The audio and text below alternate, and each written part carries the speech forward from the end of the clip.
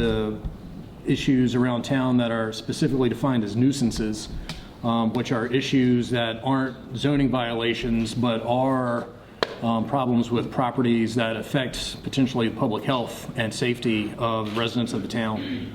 The major changes under this ordinance, this amendment, would be more of the procedure is brought in-house as opposed to where we have it now is Brad files a claim of a nuisance.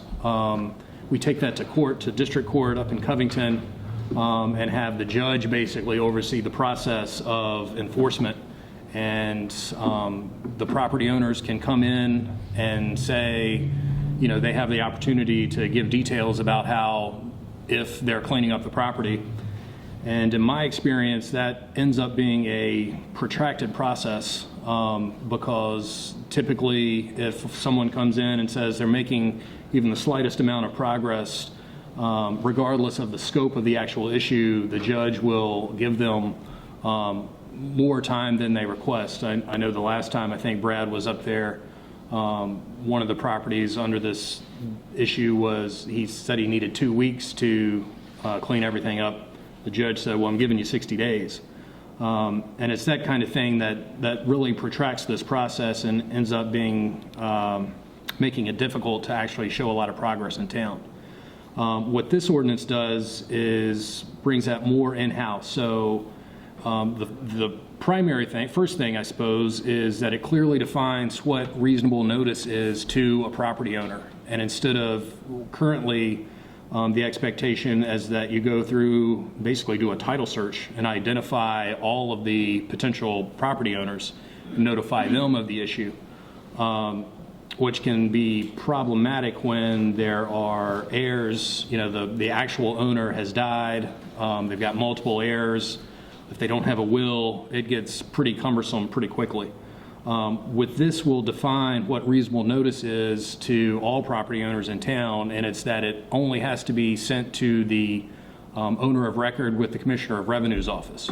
So whoever that is, you know, whoever the county has as the owner, we're telling everyone that's who we're considering the owner, and that's reasonable notice. And if heirs somehow have some ownership interest, they should have cleared that up with the Commissioner of Revenue before the town got involved. So right there, that's going to really fast track, I think, in a lot of these cases, the notice provision before we even get started with the actual enforcement. Then under state code, towns, municipalities are given broad authority to remedy nuisances generally, and it's pretty undefined as to what the actual procedure is for the town. As long as the owner has reasonable notice, the town has the authority to go in and enforce the nuisance ordinance. What we're going to do, assuming this passes, is this will be on the books sort of as the public notice of the town's authority to enforce nuisances. We're going to set up a policy through the town manager's office where Brad will be sort of the initial determinant of what is a nuisance. If the property owner disagrees with Brad's opinion, designation of their property as a nuisance, they can appeal that to the town manager. If the town manager's decision is ultimately, from our perspective, final. That the town manager will review the same set of facts and either uphold Brad's, I should say the code enforcement officer, instead of Brad as an individual. If the town manager upholds the code enforcement officer's determination that it's a nuisance, the town can proceed to clean up the nuisance and ultimately put a lien on the property to recover any costs that the town has expended to clean up the nuisance. So that case law is that is a sufficient notice and sort of governance procedure for cleaning these up. If the property owner still objects to the town manager's determination, then they can file a lawsuit for an injunction to stop the town from cleaning up their property. But the burden on that proceeding is much higher, is that the town, there is a presumption that the town's determination that it's a nuisance is final and correct. And the property owner would have to prove to the court that that decision was, the term of art is arbitrary and capricious. So obviously I don't think we would be proceeding if any of us thought that calling something a nuisance was arbitrary and capricious. So I think, that ultimately won't be an issue. But there is that provision for judicial review at some point in this process. And obviously, if the judge determines that we are arbitrary and capricious, then we'll go forward and clean up the property. But I don't think that's going to be an issue. I think in the vast majority of cases, this is going to basically keep this process within the town and hopefully streamline both the notice provisions for getting these enforcement actions started and then streamlining the actual process of enforcing and going in and cleaning up the nuisances. So that's really the idea behind this amendment, is to both bring it more within the town's control as well as streamlining it from start to finish to start making some concrete efforts to get these properties cleaned up. So in the long run, just say I was property owner had a nuisance, and in the long run, it would be more costly to me to battle the town than it would to battle the court. Yeah, I think that's right. And I think to folks who do want to fight this, I think once sort of 2 or 3 start going through the process, I think the word's basically going to get out that we're serious about this, and we'll start getting hopefully more compliance up front than sort of battles that really want to fight this. Is there any, with this code, I know it's the old code, we feel like if it's a nuisance, we give a letter, give what, 10 days or 14? 10 days. 10 days to clean up. If not 10, then you go to court. Is there going to be a timeline on this? Like if it was me and I give you 10 days to do it, or you get 2 months to do it, or is it our? Yeah, that's under our control. And I believe the ordinance says that the town can't do anything until at least 30 days following the return of that initial letter or the newspaper publication. So there is a timeline. Of course, that'll be in the letter. And the letter also set out the procedure for the appeals and the timelines for that. So, so there are those provisions that will be laid out. And ideally, that first letter will ultimately be, once this gets going, most of what we need is that once folks know we're serious, the initial letter, they'll realize that, as you say, it's more cost effective for them to just go ahead and clean it up. Was it going to be a registered letter? Yeah, certified mail with return receipt. So I know most of the people will say, I didn't get no letter. Right. And so we'll have a way to prove they did get a letter. Exactly.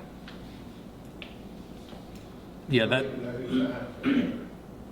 And if no one signs that it was delivered to that address, and at that point we'll have proof that it was delivered, and then the burden will be on them to show affirmatively that I didn't, I no longer live at that address. And then the answer is, well, you should have kept up the Commissioner of Revenue's office where your new address is. So hopefully this will sort of keep folks more on the straight and narrow. So when these places say we have a few bad ones, and maybe more than a few, we get after it's declared a nuisance by maybe both of them, because everybody probably wants to appeal it. Let's say we go in and the Public Works cleans it up, and whatever the bill is, we put on their lien. We'll put on their property as lien. So when it gets sold, the town will be reimbursed. Then the sort of the policy issue separate from the code amendment is whether we expend the resources to clean these properties up if we don't think we will get that money back.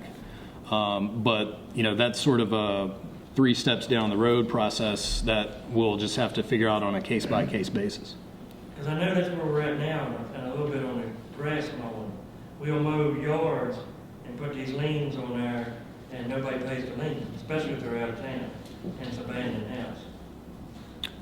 Well, then 5 or 6 steps down the road, we can ultimately force a tax sale of those properties. And I think that's sort of where we're headed, is to get all of these properties sort of on the same track. So, probably won't do it one at a time, but once we get 5 or 6 properties that have these liens on them, they're abandoned, we know no one showed any interest, then we'll take those through the process of forcing a tax sale, selling the property, we get our lien, and ideally those abandoned houses come back on the tax rolls when somebody else buys them. But tax sales, you cannot have one for 5 years, like that. 5 years?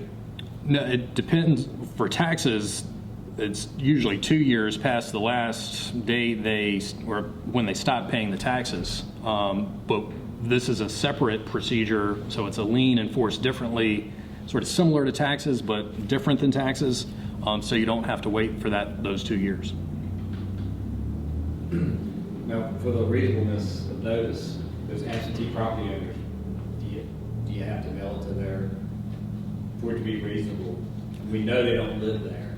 Well, You have to mail it out of state or wherever they live.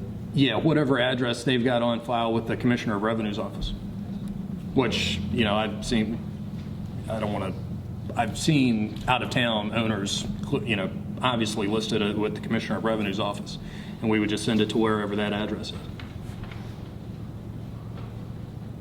But this actually gives us a little bit more power and to clean up, or maybe even a little faster.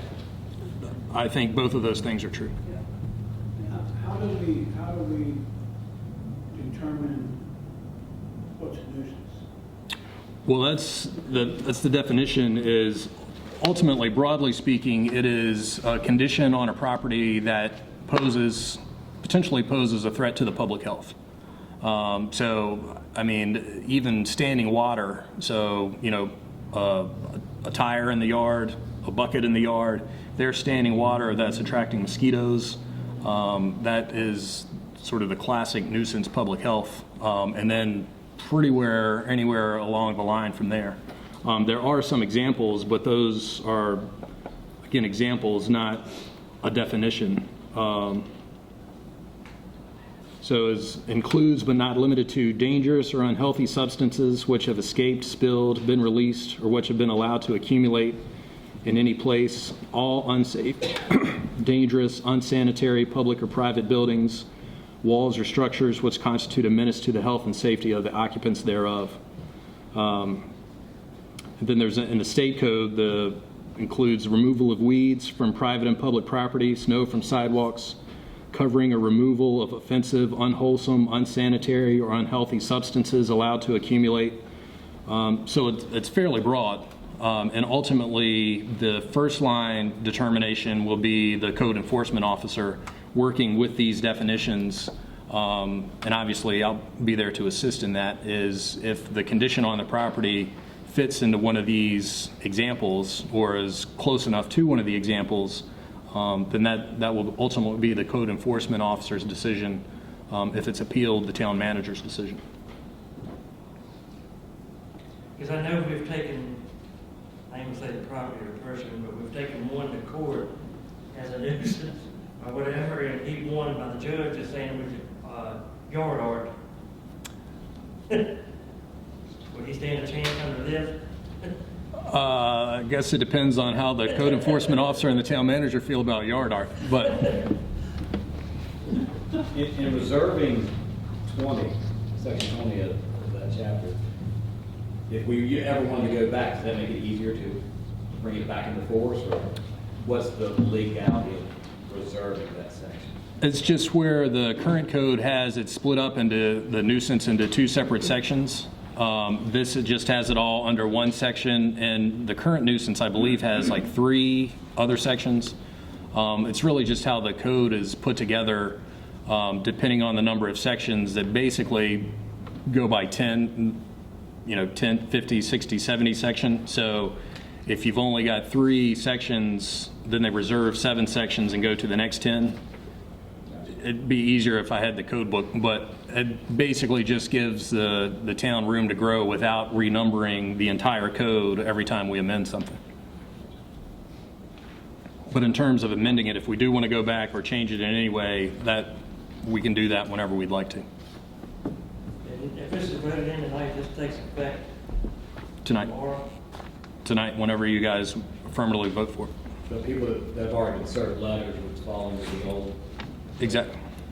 And I believe, I'd have to check with Brad how many we've actually sent out for nuisance, but we've been talking that this was on the horizon. So I know he's still been sending out zoning enforcement, but I think he's been waiting on some of the nuisance properties to wait until this came in. He actually had some say to go get subpoenas on,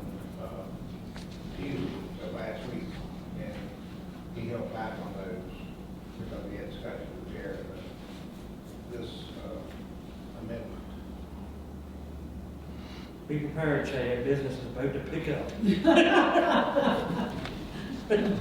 About to pick up. Can I ask a question? Is a public hearing not required to amend an ordinance? No, ma'am.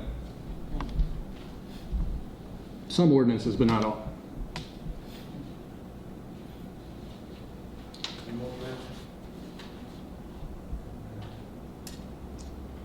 No more questions, do I hear a vote to amend the Town Code, Chapter 46, Environment, Article 2, Nuisance? I'll make that motion. Do I hear a second? A second.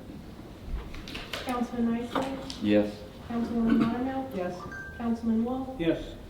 Vice Mayor Burdette, Yes. Mayor Irvin. Yes. You ready?